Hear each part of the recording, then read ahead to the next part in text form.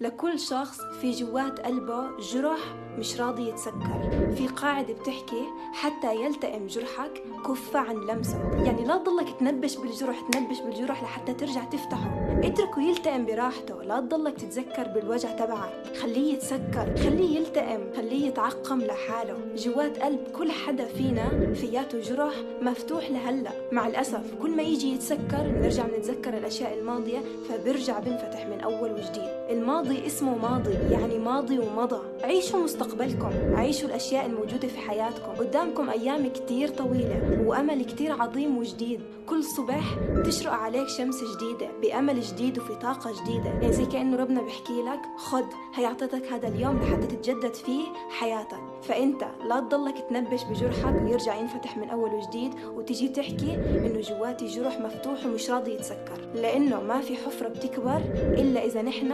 كبرناها. السلام عليكم.